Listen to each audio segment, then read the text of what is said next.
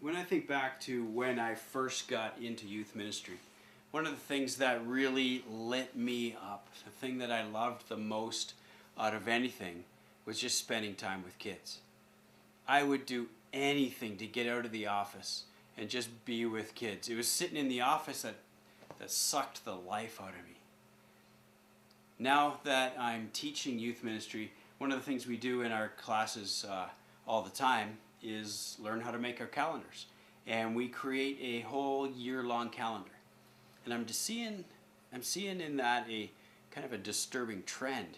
It's kind of interesting because what I'm seeing is student after student is handing in their year-long calendar, and for some reason between the middle of December and the middle of January, there's nothing. And I see the same thing between June, July, and August on these calendars. There's nothing. And when I challenge them on it, there's like, that's what I grew up with. We did nothing. There was no youth group, no youth ministry. I'm like, what's going on with this? Because for me, that's always been the richest, most valuable time on the entire calendar. Every PD day was circled on my calendar. The time between Christmas and New Year's that the kids had off, and it was highlighted, and the summer was exciting. I wanted to get out of my office and into the lives of kids, and those were the richest times. Christmas specifically, isn't that the best time to go to a homeless shelter? Isn't Christmas the best time in the whole year to go and visit a teen safe house or do some of that ministry, maybe an old folks home or some of those, even caroling? It didn't matter. Tobogganing, skating, football in the mud, whatever, just to be with kids because they're not in school. Summer was the same.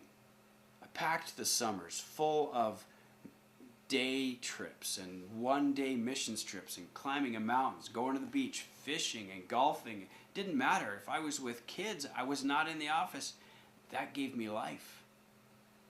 And it's interesting as I look at this now because how many churches are just saying in the middle of December, see ya in January. I mean, guess what? Most parents are working and the kids are sitting at home doing nothing. I don't want to be in the office. They're bored to tears all summer long. I want to get out and do stuff. The kids are sitting around. Now, granted, there are some good reasons for this, and maybe what we need to do is let's change up our ministry completely. And if we do our midweek thing all year long, that's teaching in small groups or whatever we're doing, maybe when the kids are not in school, we don't do that. Maybe we change it up completely.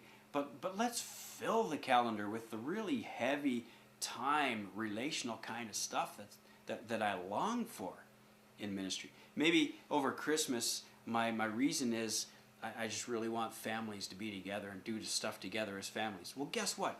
Figure that out, plan it out, lay it out, create 25 projects that families can do and put them all out there and let parents grab this one and grab that one, and they can go and do it as families, and then get everybody together and talk about what they do. Well, if you want them to spend time as families, then give them stuff to do as families rather than just nothing.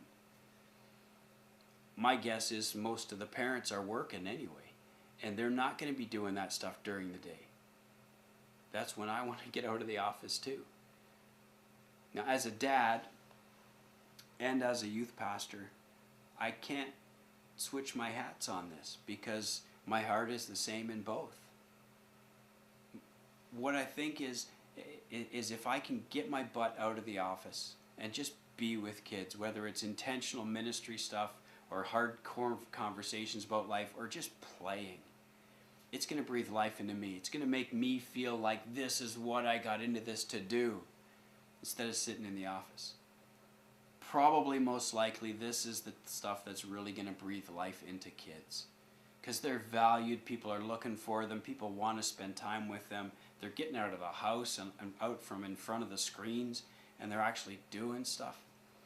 And I can guarantee you that's going to breathe life into families too, because when the youth pastor calls my kids and say, let's go do this, my kids light up. As I look back over my career at youth ministry, these are the things I circled on the calendar. I'm kind of scared if it's true that so many youth ministries are shutting down over Christmas with nothing, shutting down over the summer with nothing. I'm interested about that. I want to figure that one out. Youth pastors are continually charged with being lazy. Let's not perpetuate that issue. Let's get busy. Let's do what we really wanted to do in the first place. Let's use this Christmas as our most valuable time of the year.